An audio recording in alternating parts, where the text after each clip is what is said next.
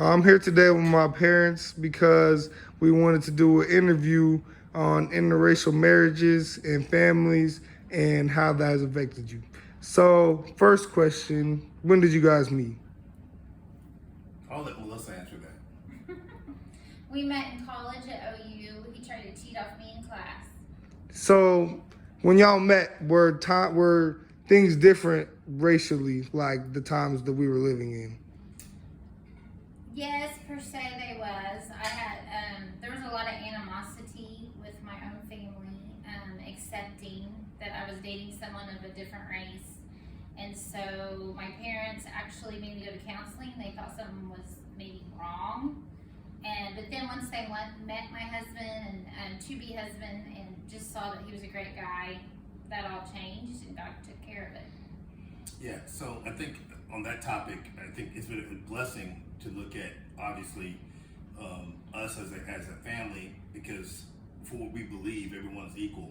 When you're talking about diversity and inclusion, sometimes the challenge is when people feel like they're trying to accept someone, that basically means that they think that they're above someone else. So if you are in a family where someone's coming in and they're a different race, sometimes what people don't do, and I think a lot of this is because of education, they say that, oh, we're gonna accept this person.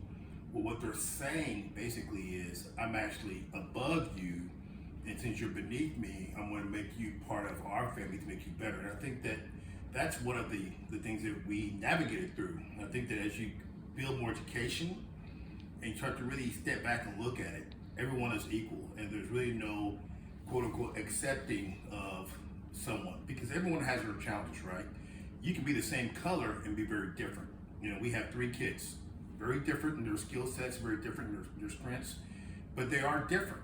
So just color alone doesn't mean anything. I think so us as a family, what we try to do is try to create an environment where our kids have been able to excel either athletically, academically, or just their social skills. And for me, in my profession, I'm in a pharmaceutical company, and we work really hard to create opportunities for people to share what they believe.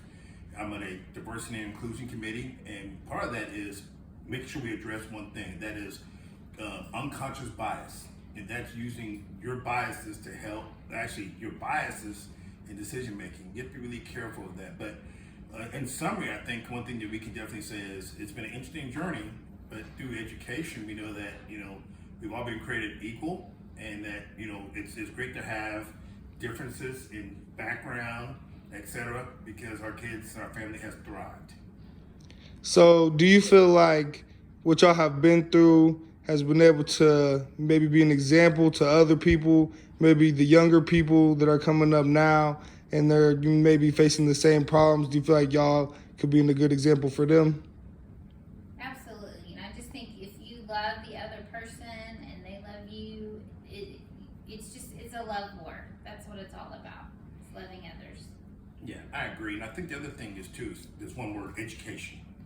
And it's scary because I think the more educated people are, usually the more accepting. And not always, but there appears to be a correlation between someone's education and exposure and their acceptance level. People who are usually in societies where they have people who look like them, who, again, for the most part, they haven't been exposed to different groups, different beliefs, they tend to be somewhat egocentric anyway, and they believe that what they believe is the right way to go. So I think that the 2-part answer, your first question was, have things changed a lot since 1993? And I would say yes, but it's because of technology. A lot of things are now on camera, and the same issues were existed then. The second thing that I think that has changed right now is because of what's happened over the past 12 months with the George Floyd situation. Now the topic of diversity and inclusion is at their forefront, and people are trying to mitigate risk sometimes by trying to say the right thing. But instead of being worried about mitigating risk, people need to focus on accepting others and realizing that there's strength in differences more than anything else. All right, cool. Thank you guys. Thank you.